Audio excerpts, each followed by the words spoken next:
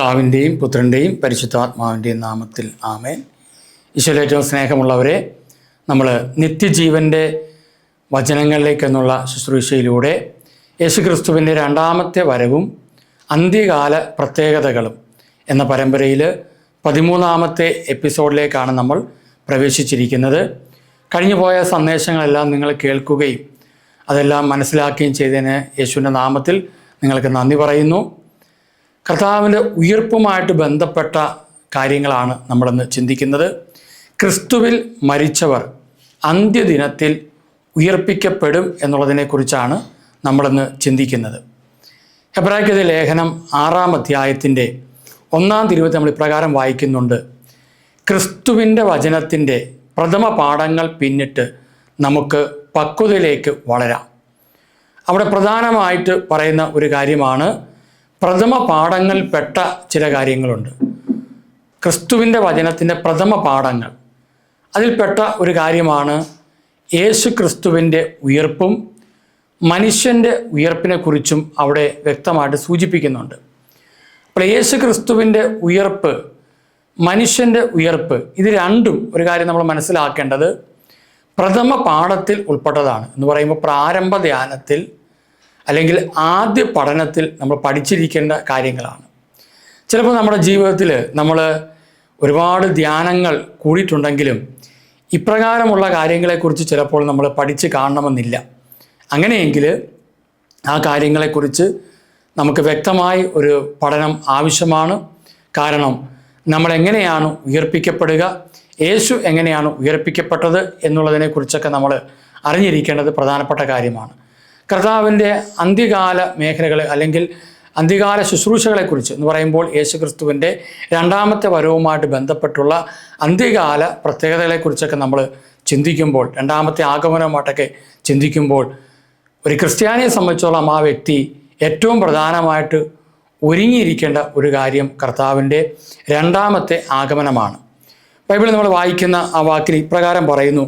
ഹെബ്രായർക്കെഴുതിയ ലേഖനം 6-ാം അധ്യായം 2-ാം തിരുവചനം: ജ്ഞാനസ്നാനത്തെ സംബന്ധിക്കുന്ന പ്രബോധനം. എന്തിനാണ് നമ്മൾ ജ്ഞാനസ്നാനം സ്വീകരിച്ചത് എന്നുള്ളതിനെക്കുറിച്ചുള്ള പ്രബോധനം വ്യക്തമായിട്ട് ബൈബിളിൽ കൊടുത്തു വെച്ചിട്ടുണ്ട്.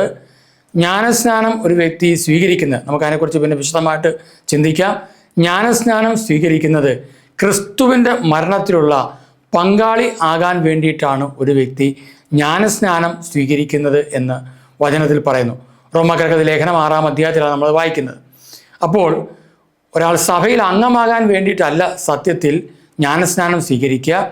ആ വ്യക്തി സഭയിൽ അംഗമാകുക എന്നുള്ള പ്രധാനപ്പെട്ട കാര്യമാണെങ്കിലും അതോടൊപ്പം നമ്മൾ മനസ്സിലാക്കുക, സഭയിൽ അംഗമാകുന്ന ഒരു വ്യക്തി അതിനോടൊപ്പം തന്നെ ഒരു അംഗത്വം എടുക്കുക എന്നുള്ളതിനേക്കാൾ പ്രധാനപ്പെട്ട ഒരു കാര്യമാണ് യേശു ക്രിസ്തുവിൻ്റെ കുരിശിനോട് ഞാൻ ചേർന്നിരിക്കുക, അല്ലെങ്കിൽ കുരിശിൽ ചേരുവാനാണ്, അല്ലെങ്കിൽ ആ കുരിശിൻ്റെ പങ്കാളിത്തം എനിക്ക് ലഭിക്കാൻ വേണ്ടിയിട്ടാണ്.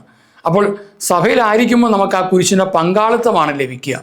അത് ക്രിസ്തുവിലൂടെ മാത്രമേ നമുക്ക് ലഭിക്കുകയുള്ളൂ.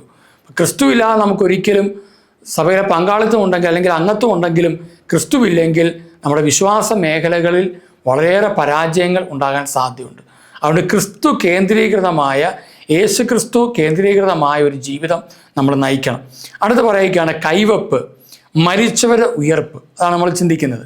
മരിച്ചവരുടെ ഉയർപ്പ്, നിത്യവിധി, ഇവയ്ക്ക് വീണ്ടും ഒരടിസ്ഥാനം ഇടേണ്ടതില്ല. എന്ന് വെച്ചാൽ ഇതിന് മുമ്പ് ഒരടിസ്ഥാനം ഇട്ടിട്ടുണ്ടായിരുന്നു. പ്രഥമ ശുശ്രൂഷകളിൽ ഇത് പഠിക്കണം. അങ്ങനെയെങ്കിൽ പ്രാരംഭ ധ്യാനത്തിലൊക്കെ പഠിപ്പിക്കേണ്ടതായ പ്രധാനപ്പെട്ട ഒരു കാര്യമാണ് മരിച്ചവരുടെ ഉയർപ്പ് എന്ന് പറയുന്നത്. ചിലപ്പോൾ നിർഭാഗ്യവശാൽ നമുക്കത് ലഭിച്ചു കാണണമെന്നില്ല. അതിനാൽ ഇന്ന് നമ്മൾ ചിന്തിക്കുന്ന ഈ വിഷയത്തിൽ ക്രിസ്തുവിൽ മരിച്ചവർ അന്ത്യദിനത്തിൽ ഉയർപ്പിക്കപ്പെടും എന്നുള്ളതാണ്. അപ്പോൾ എല്ലാവരും ഉയർപ്പിക്കപ്പെടുമോ എന്ന് ചോദിച്ചാൽ എല്ലാവരും ഉയർപ്പിക്കപ്പെടും, അതിന് മാറ്റമില്ല. കാരണം എല്ലാ മനുഷ്യനും ഒരു ഉയർപ്പുണ്ട്. ജനിച്ചു കഴിഞ്ഞാൽ മരണമുണ്ട്. മരിച്ച മനുഷ്യർക്കെല്ലാം ഉയർപ്പുണ്ടെന്നുള്ളത് വചനം പഠിപ്പിക്കുന്നു. യോഹന്നാൻ എഴുതിയ സുവിശേഷം 5-ാം അധ്യായത്തിൻ്റെ 29 നമ്മളിങ്ങനെ വായിക്കുന്നുണ്ട്: അപ്പോൾ നന്മ ചെയ്തവർ ജീവൻ്റെ ഉയർപ്പിനായും തിന്മ ചെയ്തവർ ശിക്ഷാവിധിയുടെ ഉയർപ്പിനായും പുറത്തു വരും. അപ്പോൾ എന്തിനു വേണ്ടിയിട്ടാണ് ഒരാൾ ഉയർപ്പിക്കപ്പെടുന്നതെന്ന് ചോദിച്ചു കഴിഞ്ഞാൽ അവിടെ പറയുകയാണ്, ജീവൻ്റെ ഉയർപ്പിനായിട്ട് പുറത്തു വരുന്നു ഒരാൾ. നന്മ ചെയ്ത വ്യക്തികൾ, ബൈബിളിൽ നന്മ എന്ന് പറയുന്നത് ദൈവഹിതപ്രകാരം ജീവിക്കുന്ന ഒരു വ്യക്തി, ദൈവവചനം അനുസരിച്ച് ജീവിക്കുന്ന ഒരു വ്യക്തിയാണ് നന്മയിൽ ജീവിക്കുന്ന വ്യക്തി എന്ന് പറയുക. സമൂഹത്തിലെ നന്മയല്ല വചനം പറയുന്ന നന്മ. വചനത്തിന് നന്മയെന്ന് പറയുന്നത് സ്നേഹത്തോടെ, ദൈവസ്നേഹത്തോടെ കൂടെ ദൈവവചനം അനുസരിച്ച് ദൈവത്തോടൊപ്പം ആയിരുന്നുകൊണ്ട് സഹോദരങ്ങളെ സ്നേഹിച്ചും കൊണ്ട് ദൈവകൃപയാൽ നയിക്കപ്പെട്ട് ജീവിക്കുന്ന ഒരു പരിശുദ്ധ ജീവിതം. അപ്പോൾ അവിടെ പറയുകയാണ്, അപ്പോൾ നന്മ ചെയ്തവർ ജീവൻ്റെ ഉയർപ്പിനായും തിന്മ ചെയ്തവർ ശിക്ഷാവിധിയുടെ ഉയർപ്പിനായും പുറത്തു വരും. അപ്പോൾ തിന്മ ചെയ്തവരെല്ലാം ശിക്ഷാവിധിയുടെ ഉയർപ്പിനായിട്ട് പുറത്തു വരും. അപ്പോൾ തിന്മ ചെയ്ത ഓരോ വ്യക്തിക്കും ശിക്ഷാവിധി ഉണ്ടെന്ന് ബൈബിൾ വ്യക്തമായിട്ട് പറയുന്നുണ്ട്. യോഹന്നാന്റെ സുവിശേഷം 3-ാം അധ്യായം അതിൻ്റെ 18 നമ്മൾ ഇപ്രകാരം വായിക്കുന്നുണ്ട്, അവരിൽ വിശ്വസിക്കുന്ന ഒരുവനും ശിക്ഷയ്ക്ക് വിധിക്കപ്പെടുന്നില്ല. അപ്പോൾ അവനിൽ വിശ്വസിക്കുന്നവരെല്ലാം നന്മയുടെ ഉയർപ്പിനായി പുറത്തു വരികയും അതോടൊപ്പം നിത്യതയിലേക്ക് പ്രവേശിക്കുകയും ചെയ്യും. എന്നാൽ തിന്മ ചെയ്തവർ ശിക്ഷാവിധിയുടെ ഉയർപ്പിനായി പുറത്തു വരികയും അവർ ശിക്ഷാവിധി കിടക്കുന്നത് കൊണ്ട് ക്രിസ്തുവുമായിട്ട് അവർക്ക് ബന്ധമില്ലാത്തത് കൊണ്ട് അവർ നരകയാതന അനുഭവിക്കുകയും ചെയ്യുമെന്ന് വചനത്തിലൂടെ നമുക്ക് കാണാൻ പറ്റും. അപ്പോൾ അവിടെ പറയുകയാണ്, ശിക്ഷയ്ക്ക് വിധിക്കപ്പെടുന്നില്ല. വിശ്വസിക്കാത്തവനോ ദൈവത്തിൻ്റെ ഏകജാതൻ്റെ നാമത്തിൽ വിശ്വസിക്കായ്ക മൂലം നേരത്തെ തന്നെ ശിക്ഷയ്ക്ക് വിധിക്കപ്പെട്ടിരിക്കുന്നു. അപ്പോൾ ക്രിസ്തുവിൽ വിശ്വസിക്കാതിരിക്കുന്നതാണ് ഒരു മനുഷ്യൻ്റെ ജീവിതത്തിലെ ഏറ്റവും വലിയ, പ്രത്യേകിച്ച് ക്രിസ്ത്യാനി എന്ന് അവകാശപ്പെടുന്ന അല്ലെങ്കിൽ പറഞ്ഞുകൊണ്ട് നടക്കുന്ന ഒരു വ്യക്തി ക്രിസ്തുവിൽ വിശ്വസിക്കുന്നില്ലെങ്കിൽ ആ വ്യക്തി ശിക്ഷാവിധിയിലാണ്. അപ്പോൾ ആ വ്യക്തി ശിക്ഷാവിധിയിലാണെങ്കിൽ ഈ ഭൂമിയിൽ വെച്ച് ആ വ്യക്തിക്ക് ക്രിസ്തുവിൽ വിശ്വസിച്ച് രക്ഷ പ്രാപിക്കാനുള്ള അവസരമുണ്ട്. അപ്പോൾ അതുകൊണ്ടാണ് വചനം പറഞ്ഞത്, ഒരു വ്യക്തി ക്രിസ്തുവിലായി കഴിയുമ്പോൾ ആ വ്യക്തിയുടെ ഉയർപ്പ്. അതുകൊണ്ട് ബൈബിൾ നമ്മൾ കാണുന്നൊരു കാര്യമുണ്ട്. തെസ്സലോനിക്കർക്ക് എഴുതിയ ലേഖനം 4-ാം അധ്യായം 13, സഹോദരരെ, പ്രത്യാശയില്ലാത്ത മറ്റുള്ളവർ ചെയ്യുന്നത് പോലെ നിങ്ങൾ ദുഃഖിക്കാതിരിക്കാൻ നിദ്ര പ്രാപിച്ചവരെ പറ്റി നിങ്ങൾക്ക് അറിവുണ്ടായിരിക്കണമെന്ന് ഞങ്ങൾ ആഗ്രഹിക്കുന്നു. യേശു മരിക്കുകയും വീണ്ടും ഉയർക്കുകയും ചെയ്തു എന്ന് നാം വിശ്വസിക്കുന്നത് പോലെ യേശുവിൽ നിദ്ര പ്രാപിച്ചവരെ ദൈവം അവനോട് കൂടെ ഉയർപ്പിക്കും. അപ്പോൾ യേശു മരിച്ചു ഉയർക്കുകയും ചെയ്തു എന്ന് നാം വിശ്വസിക്കുന്ന പോലെ യേശുവിൽ നിദ്ര പ്രാപിച്ചവരെ, ഈ വാക്ക് പ്രത്യേകം ശ്രദ്ധിക്കണം, യേശുവിൽ നിദ്ര പ്രാപിച്ചവർ അവർ തീർച്ചയായിട്ടും ഉയർപ്പിക്കപ്പെട്ട് കർത്താവിനോടൊപ്പം അവർ സ്വർഗസൗഭാഗ്യം അനുഭവിക്കുന്നവരാണ്. അപ്പോൾ യേശുവിൽ നിദ്ര പ്രാപിച്ചവർ. എന്നിട്ട് അടുത്ത വചനം പറയുകയാണ്, എന്തെന്നാൽ അധികാരപൂർണമായ ആജ്ഞാവചനം 16-ാം തിരുവചനമാണ്, കേൾക്കുകയും പ്രധാന ദൂതൻ്റെ ശബ്ദം ഉയരുകയും ദൈവത്തിൻ്റെ കാഹളധ്വനി മുഴങ്ങുകയും ചെയ്യുമ്പോൾ കർത്താവ് സ്വർഗത്തിൽ നിന്ന് ഇറങ്ങി വരികയും ക്രിസ്തുവിൽ മരണമടഞ്ഞവർ ആദ്യം ഉയർത്തെഴുന്നേൽക്കുകയും ചെയ്യും. അപ്പം കർത്താവ് സ്വർഗത്തിൽ നിന്ന് ഇറങ്ങി വരുമ്പോൾ ക്രിസ്തുവിൽ മരണമടഞ്ഞവരാണ് ആദ്യം ഉയർത്തെഴുന്നേൽക്കുക. അപ്പം മരണമടഞ്ഞവരിൽ ആദ്യം ഉയർപ്പിക്കപ്പെടുന്നത് ആരാന്ന് വെച്ചാൽ മരണമടഞ്ഞവരിൽ ക്രിസ്തുവിൽ മരണമടഞ്ഞവരാണ്. ഈ വാക്കിൽ എപ്പോഴും നമ്മൾ ശ്രദ്ധിക്കേണ്ട ഒരു കാര്യമുണ്ട്, ക്രിസ്തുവിൽ നിദ്ര പ്രാപിക്കുക, ക്രിസ്തുവിൽ മരണമടയുക. അപ്പോൾ എല്ലാവരും ക്രിസ്തുവിൽ മരണമടഞ്ഞവരല്ല, മരണമടഞ്ഞ ഒരുപാട് പേരുണ്ട്. എന്നാൽ ക്രിസ്തുവിൽ മരണമടഞ്ഞത് ആരാണെന്ന് ചോദിച്ചു കഴിഞ്ഞാൽ വചനമനുസരിച്ച് ദൈവഹിതപ്രകാരം പരിശുദ്ധിയിൽ ജീവിച്ച് സ്വർഗം ലക്ഷ്യം വെച്ച് ജീവിച്ച വ്യക്തികളാണ്. അപ്പോൾ ക്രിസ്തു പറഞ്ഞതുപോലെ ജീവിച്ച വ്യക്തികൾ മാത്രമാണ് ക്രിസ്തുവിൽ മരണമടഞ്ഞവർ എന്ന് വേണമെങ്കിൽ പറയാൻ പറ്റും. അപ്പോൾ ഇന്ന് മനുഷ്യന് ഒരുപാട് തിന്മകൾ ജീവിക്കുന്നവരുണ്ട്, ഒരുപാട് തെറ്റുകൾ കഴിയുന്നവരുണ്ട്, ദൈവത്തിന് അകന്ന് കഴിയുന്നവരുണ്ട്. ചിലപ്പോൾ ഞാൻ പള്ളിയിൽ പോകുന്നുണ്ടായിരിക്കാം, പ്രാർത്ഥിക്കുന്നുണ്ടായിരിക്കാം, ജപമാല ചൊല്ലുന്നുണ്ടായിരിക്കാം, ആത്മീയ ശുശ്രൂഷകളൊക്കെ ഞാൻ ചെയ്യുന്നുണ്ടായിരിക്കാം, എല്ലാം ശരിയാണ്. പക്ഷേ ഞാൻ ക്രിസ്തുവുമായിട്ട് എനിക്ക് നല്ല ബന്ധമുണ്ടോ, ദൈവവചനത്തിനനുസരിച്ചാണോ ഞാൻ മുന്നോട്ട് പോകുന്നത് എന്നുള്ളത് നമ്മൾ ഓരോരുത്തരും പരിശോധിക്കണം. അതുകൊണ്ടാണ് 1 തെസ്സലോനിക്കർ 5-ാം അധ്യായം 10 പറയുന്നുണ്ട്, ഉറക്കത്തിലും ഉണർവിലും നാം അവനോട് ഒന്നിച്ച് ജീവിക്കേണ്ടതിനാണ് അവൻ നമുക്ക് വേണ്ടി മരിച്ചത്.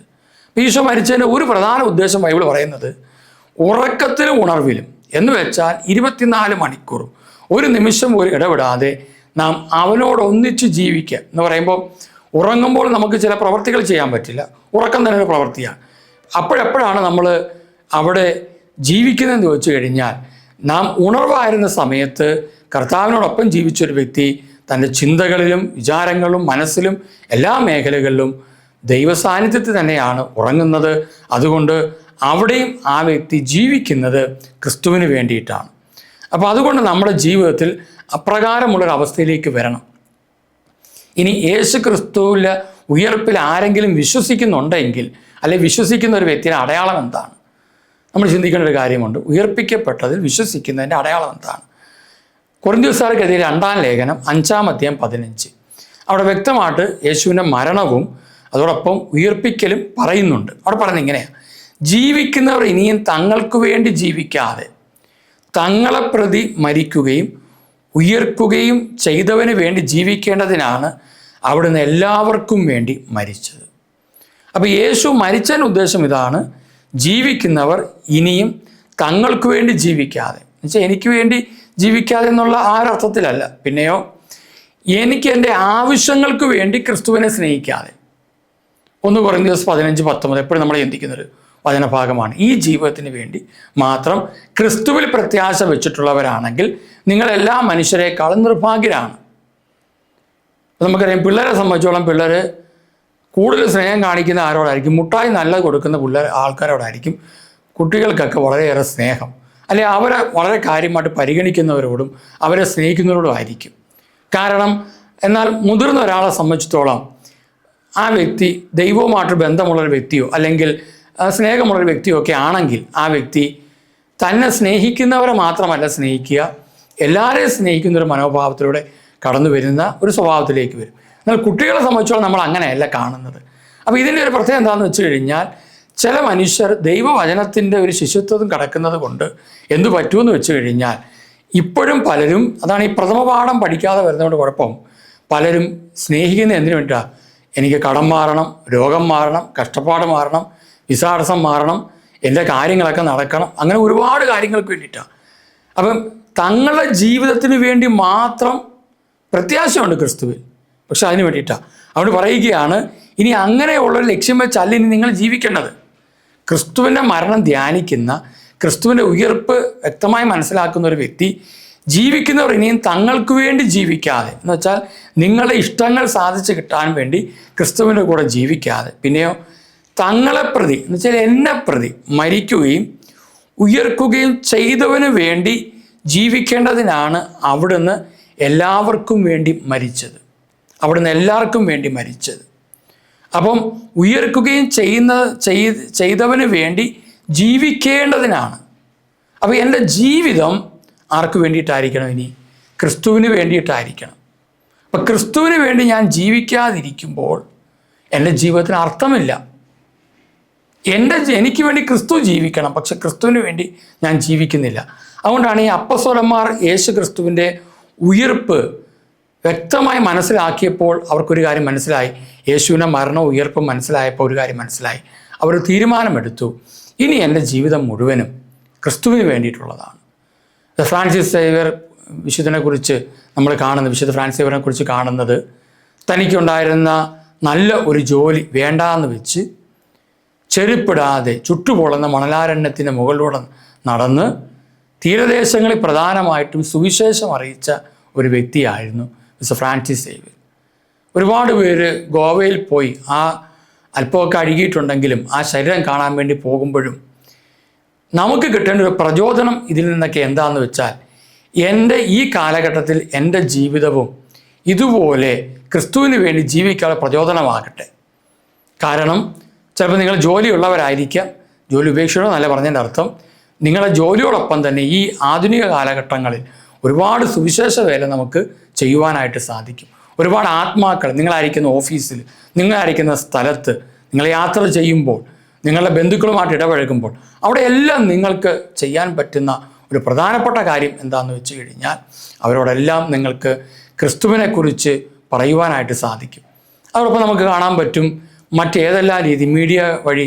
ഇപ്പോൾ ഈ ശുശ്രൂഷ ഒരു മീഡിയ വഴി വരുന്നതാണ്, യൂട്യൂബ് വഴിയാണ് വരുന്നത്. ബദ്ലഹേം ടിവിയുടെ യൂട്യൂബ് ചാനൽ വഴിയാണ് ഇത് വരുന്നത്. ഇത് ഫേസ്ബുക്കിലുണ്ട്, പിന്നെ അതുപോലെയുള്ള മറ്റ് ചാനൽ ഓരോ മേഖലകളിലുണ്ട്.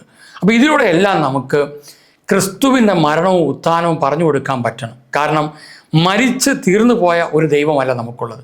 പിന്നെയോ മരിച്ചിട്ടും മൂന്നാം നാൾ ഉയർപ്പിക്കപ്പെട്ട ഒരു കർത്താവാണ് നമുക്കുള്ളത്. അതുകൊണ്ടാണ് നമ്മൾ ബൈബിളിൽ കാണുന്ന 1 കൊരിന്ത്യർ 6:14 പറയുന്നുണ്ട്, ദൈവം കർത്താവിനെ ഉയർപ്പിച്ചു, അവിടുത്തെ ശക്തിയാൽ നമ്മയും അവിടുന്ന് ഉയർപ്പിക്കും. അപ്പം അങ്ങനെയെങ്കിൽ യേശു ക്രിസ്തു ഉയർപ്പിക്കപ്പെട്ടതുപോലെ തന്നെ നമ്മുടെ ശരീരങ്ങൾക്ക് ഉയർപ്പുണ്ട്. ക്രിസ്തുവിനെ പോലെ തന്നെ നമ്മുടെ ജീവിതത്തിനും അർത്ഥമുണ്ട്. അതിനാൽ നിത്യതയിൽ നമുക്ക് ഒരു സ്ഥാനമുണ്ടെന്ന് മനസ്സിലാക്കാൻ പറ്റും. അതുകൊണ്ട് മരണം കൊണ്ട് തീരുന്നതല്ല നമ്മുടെ ജീവിതം.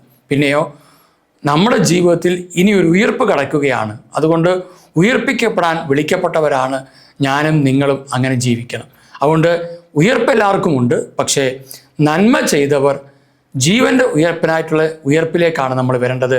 തിന്മ ചെയ്തവർ ശിക്ഷാവിധിയിലേക്ക് പോകുന്നു. അതിലേക്ക് പോകുവാൻ നമ്മൾ നമ്മുടെ ജീവിതത്തെ അനുവദിക്കരുത്. നമുക്കൊരവസരം കർത്താവ് തന്നിരിക്കുകയാണ്. അതുകൊണ്ടാണ് പ്രിയമുള്ളവരെ, ക്രിസ്തുവിൻ്റെ മരണവും ഉയർപ്പിക്കപ്പെടലുമായിരുന്നു ആദിമ സഭയുടെ പ്രധാനപ്പെട്ട വചനപ്രഘോഷണം. ഇത് രണ്ടും പ്രഘോഷിക്കുന്നില്ല എങ്കിൽ ഒരു വചനപ്രഘോഷണം പൂർണ്ണമാകുകയില്ല. 1 കൊരിന്ത്യർ 15:4 ക്രിസ്തു നമ്മുടെ പാപങ്ങൾക്ക് വേണ്ടി മരിക്കുകയും സംസ്കരിക്കപ്പെടുകയും എഴുതപ്പെട്ടിരിക്കുന്നത് പോലെ മൂന്നാം നാൾ ഉയർപ്പിക്കപ്പെടുകയും ചെയ്തു. ക്രിസ്തു ഉയർപ്പിക്കപ്പെട്ടില്ലെങ്കിൽ ഞങ്ങളുടെ പ്രസംഗം വ്യർത്ഥമാണ്, നിങ്ങളുടെ വിശ്വാസവും വ്യർത്ഥം. ക്രിസ്തുവിൽ നിദ്ര പ്രാപിച്ചവർ നശിച്ചു പോവുകയും ചെയ്തിരിക്കുന്നു. എന്നാൽ നിദ്ര പ്രാപിച്ച എല്ലാവരുടെയും ആദ്യ ഫലമായി ക്രിസ്തു മരിച്ചവരുടെ ഇടയിൽ നിന്ന് ഉയർപ്പിക്കപ്പെട്ടു. ഞാൻ ഇടയ്ക്കുള്ള ചില പ്രധാനപ്പെട്ട വചനങ്ങൾ മാത്രം വായിച്ചു പോകും. എല്ലാം പ്രധാനപ്പെട്ടതാണ്, എങ്കിലും ഇതുമായിട്ട് ബന്ധപ്പെട്ട ഇതാ ഞാൻ നിങ്ങളോട് ഒരു രഹസ്യം പറയുന്നു, നാം എല്ലാവരും നിദ്ര പ്രാപിക്കുകയില്ല. അവസാന കാഹളം മുഴങ്ങുമ്പോൾ കണ്ണിമയ്ക്കുന്ന വേഗത്തിൽ നാം എല്ലാവരും രൂപാന്തരപ്പെടും. എന്തെന്നാൽ കാഹളം മുഴങ്ങുകയും മരിച്ചവർ അക്ഷയരായി ഉയർക്കുകയും നാം എല്ലാവരും രൂപാന്തരപ്പെടുകയും ചെയ്യും. അതിനാൽ ഇനി വരാൻ പോകുന്ന ഈ ഉയർപ്പിൻ്റെ മഹത്വത്തിലേക്ക് നമ്മളെല്ലാവരുടെയും ജീവിതത്തിൽ വരാൻ പോകുന്ന ഒരവസ്ഥയിലേക്ക് കൊളോസ്യർക്കെഴുതിയ ലേഖനത്തിൽ നമ്മൾ വായിക്കുന്നുണ്ട്, നിങ്ങൾ ക്രിസ്തുവിനോടൊപ്പം ഉയർപ്പിക്കപ്പെട്ടെങ്കിൽ ഉന്നതത്തിലുള്ളവയെ അന്വേഷിക്കണം.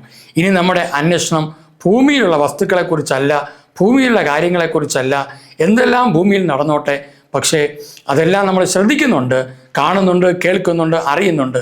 പക്ഷെ ഇതിനൊന്നിനും എൻ്റെ ജീവിതം തകർക്കാൻ സാധ്യമല്ലെന്ന് ജീവിതം കൊണ്ട് നമുക്ക് തെളിയിച്ച് നമുക്ക് നിത്യ ലക്ഷ്യം വയ്ക്കുവാനായിട്ട് നമുക്ക് സാധിക്കണം. ഉന്നതത്തിലുള്ളവയിൽ ലക്ഷ്യം വെച്ച് ജീവിക്കുവാൻ നമുക്ക് സാധിക്കണം. അതിനുവേണ്ടി നമുക്ക് ഒരുങ്ങട്ടെ. പ്രിയമുള്ളവരെ, ഈ ഉയർപ്പിൻ്റെ ദിവസങ്ങളിലൂടെയൊക്കെ കടന്നു പോകുമ്പോൾ ആ ഉത്ഥാനം നമ്മുടെ ജീവിതത്തിലും പൂർണ്ണമാകാൻ വേണ്ടി നമുക്ക് ആഗ്രഹിക്കാം. നമ്മോടൊപ്പമുള്ളവരും ശിക്ഷാവിധിയിൽ കടക്കാതെ രക്ഷയുടെ മാർഗത്തിൽ ആയിരിക്കുവാൻ വേണ്ടി നമുക്ക് തീരുമാനമെടുക്കാം. നമുക്ക് പ്രാർത്ഥിക്കാം. കാരുണ്യവാനായ കർത്താവേ, ഞങ്ങളുടെ ജീവിതത്തിൽ ശിക്ഷാവിധിയുടെ മേഖലകളിൽ രക്ഷകനെ അറിയാതെ കടന്നുപോയ നാളുകളുണ്ട്. എന്നാൽ അങ്ങ് ഞങ്ങളുടെ രക്ഷകനാണ്, ഞങ്ങളെ ശിക്ഷിക്കുന്നവനല്ല. എന്നാൽ ഞങ്ങളങ്ങിൽ വിശ്വസിക്കാതിരിക്കുമ്പോൾ തീർച്ചയായിട്ടും ഞങ്ങൾ ശിക്ഷാവിധിയിലേക്ക് ചെന്ന് ചേരുകയാണെന്ന് വചനപ്രകാരം ഞങ്ങൾ മനസ്സിലാക്കുന്നു. അതിനാൽ ഞങ്ങളുടെ ഉയർപ്പിക്കപ്പെടൽ അത് ജീവനായി തീരുകയും നിത്യതയിൽ എത്തിച്ചേരുവാൻ ഞങ്ങളെ ഒരുക്കുകയും ചെയ്യണമേ. ഉയർപ്പിക്കപ്പെട്ട ഓരോ വ്യക്തിയുടെയും, ആ പ്രത്യാശയുള്ള ഓരോ വ്യക്തിയുടെയും ലക്ഷ്യം ക്രിസ്തുവാണ് എന്ന വചനത്തിൽ ഞങ്ങൾ വായിച്ചതുപോലെ ഞങ്ങളുടെ ജീവിതത്തിലും ക്രിസ്തുവിന് സാക്ഷ്യം വഹിക്കാൻ, സുവിശേഷം അറിയിക്കുന്ന ഒരു വ്യക്തിയായി തീരാൻ, ലോകം മുഴുവനും ഉയർപ്പിക്കപ്പെട്ട ഒരു കർത്താവ് ഒരേ ഒരു വ്യക്തി മാത്രമേ ഉള്ളൂ എന്ന് ലോകം മുഴുവനും വിളിച്ചു പറയുവാൻ തക്കവിധം മരിക്കുകയും ഉയർപ്പിക്കപ്പെടുകയും ഇന്നും ജീവിച്ചിരിക്കുകയും ചെയ്യുന്ന ഒരേ ഒരു വ്യക്തി മാത്രമേ, അത് യേശുക്രിസ്തു മാത്രമാണെന്ന് ലോകത്തോട് വിളിച്ചു പറയുവാൻ ഞങ്ങളുടെ ആരോഗ്യവും ആയുസ്സും ഇനിയുള്ള ജീവിതവുമെല്ലാം ഒരുക്കണമെന്ന് ഞങ്ങൾ അപേക്ഷിക്കുകയാണ്. കർത്താവായ യേശുവെ, അവിടുന്ന് ഞങ്ങളുടെ പാപങ്ങൾ സ്വന്തം ശരീരത്തിൽ ഏറ്റെടുത്ത് വഹിച്ച് ഞങ്ങളെ നീതിയുള്ളവരാക്കാൻ വേണ്ടി അവിടുന്ന് കടന്നു വന്നു. അവിടുന്ന് ഞങ്ങളെ എല്ലാവരെയും അങ്ങ് ഉയർപ്പിക്കപ്പെട്ടതുപോലെ ഉയർപ്പിക്കപ്പെടുവാൻ വേണ്ടി അവിടുന്ന് ആദ്യ ഫലമായി ഉത്ഥാനം ചെയ്തു. ആ അനുഭവത്തിലേക്ക് ഞങ്ങൾ കടന്നു വരുവാൻ ഇടയാക്കണമേ. പരിശുദ്ധാത്മാവെ, ഞങ്ങളെ സഹായിക്കണമേ. വചനത്തിൽ ഞങ്ങൾ വായിക്കുന്നത് പോലെ യേശു ക്രിസ്തുവിനെ മരിച്ചവരുടെ ഇടയിൽ നിന്ന് ഉയർപ്പിച്ചവൻ്റെ ആത്മാവ് നിങ്ങൾ വസിക്കുന്നുണ്ടെങ്കിൽ നിങ്ങളുടെ മരിച്ചുപോയ ശരീരങ്ങൾക്കും അവിടുന്ന് നിങ്ങൾ വസിക്കുന്ന തൻ്റെ ആത്മാവിനാൽ പുതുജീവൻ നൽകുമെന്നുള്ള വചനം ഞങ്ങൾ ഓർക്കുന്നു. പരിശുദ്ധാത്മാവെ, ഞങ്ങളെ ഓരോരുത്തരെയും ആ ഉയർപ്പിൻ്റെ പാതയിലൂടെ നയിക്കണമേ. ഉണർവിൻ്റെയും അനുഗ്രഹത്തിൻ്റെയും ജീവിതം നയിക്കുവാൻ ഞങ്ങളെ ഒരുക്കണമേ. പരിശുദ്ധ അമ്മേ, ഞങ്ങളെ ഓരോരുത്തരെയും സഹായിക്കണമേ. ഞങ്ങൾക്ക് മുമ്പേ ക്രിസ്തുവിൻ്റെ ഉത്ഥാനവും കുരിശുമരണവും ഒക്കെ മനസ്സിലാക്കി കടന്നുപോയ വിശുദ്ധരെ, നിങ്ങൾ നൽകിയ എല്ലാ മാതൃകകൾക്ക് ഞങ്ങൾ നന്ദി പറയുന്നു. മിഖാൽ, ഗബ്രിയേൽ, റഫേൽ ദൂതന്മാരെ ഞങ്ങൾ നന്ദി പറയുന്നു. ഞങ്ങളെ സഹായിക്കണമേ. പിതാവിൻ്റെയും പുത്രൻ്റെയും പരിശുദ്ധാത്മാവിൻ്റെയും നാമത്തിൽ ആമേൻ.